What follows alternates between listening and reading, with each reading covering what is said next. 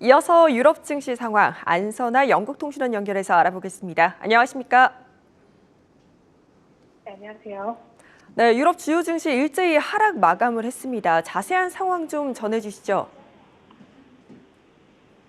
네, 목요일장 유럽 증시 모두 2%대 하락 마감했습니다. 영국 지수는 2.57%대 하락하며 7,238.85포인트로 마감했습니다. 유로스톡 50 지수는 2%대, 독일은 2.16%대, 프랑스는 1.84%대 모두 하락 마감했습니다. 영국은 거래 상위 종목들 중 글렌코어를 제외하면 모두 하락세를 보였는데요. 은행주 로이드뱅킹 2%, 바클레이가 4.5%, 러시아 원유 기업과의 합작 투자 철회를 밝힌 BP는 4.2% 하락했고 이브라즈도 11.5% 하락 마감했습니다. 반면 글렌코어는 5.2% 상승 마감했습니다. 특징적으로 런던 스톡 익스체인지가 9.26%대로 목요일장 가장 성적이 좋아 보입니다. 그럼 BHP 빌링턴 그룹은 2%대, 앵글로 아메리카 그룹은 1%대 상승 마감했습니다. 반면 폴리메탈은 역시나 또 폭락했는데요. 42.13% 하락했고요. 에드미랄 그룹은 14%대, 저스트 테이크어웨이 12.5%대, 멜로스 산업은 8.3%대 급락했습니다. 네, 독일의 경우 딜리버럴 히어로는 7.6%대, RWE가 8.7%대, 다임러는 6%대, 컨티넨탈은 5.2%대, 헬로프레시가 4.8%대 모두 하락 마감했고요. 상장 종목으로는 메르크가 1.5% 상승했고 이온, 린드, 신라이즈 에이지 모두 1% 미만의 약보합권에서 움직였습니다. 네, 프랑스의 경우 커블리시스 그룹과 엔지가 6%대 하락세를 보였고요. 르노가 5.8%, 에어버스 그룹과 셔프란 모두 4%대 하락 마감했습니다. 반면 항공방위 업체 탈레스는 3.8%대, BNP 파리바스 1.6%대 상승세를 보였고 악사, 카르프, 크레딧 아그리콜레 모두 1% 미만에서 상승 마감했습니다. 최근 유로존의 경제 상황은 상당히 회복세를 보이는 것 같은데요. 물가 상승률은 여전히 과제로 남아있죠.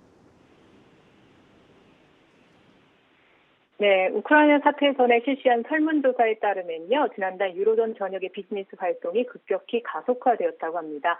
올해 초 오미크론 코로나 바이러스 변종이 유럽 전역을 휩쓸면서 제한된 업체들이 현재 대부분 완화된 상태인데요. 이에 따라 유럽연합의 지배적인 서비스 산업에서 수요가 급증했습니다. 전반적인 경제 건전성을 잘 보여주고 있는 IHS 시장구매 관리자 지수는 2월에 55.5로 5개월 만에 최고치를 기록했습니다. 또한 생산자 물가 지수는 58.8로 상승했고 서비스 산업의 PMI는 51.1에서 55.5로 반등했습니다. 이는 성장과 위축을 구분하는 50보다 훨씬 높지만 초기 추정치인 55.8보다 낮은 수치입니다.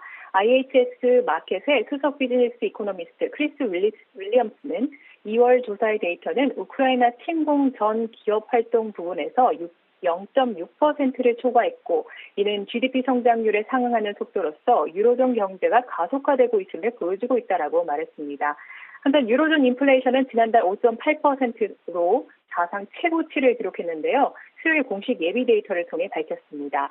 이는 다음 주에 있을 유럽 중앙은행 회의에 정책 딜레마로 이어질 것 같습니다. 전쟁 관련 시장 혼란 속에서 앞으로 몇 달 내에 기업과 가계에 미칠 역풍과 더불어 강력한 경제 회복성을 유지하면서 인플레이션까지 통제해야 하는 유럽 중앙은행의 어려운 상황에 대해 전문가들의 관심이 주목되고 있습니다.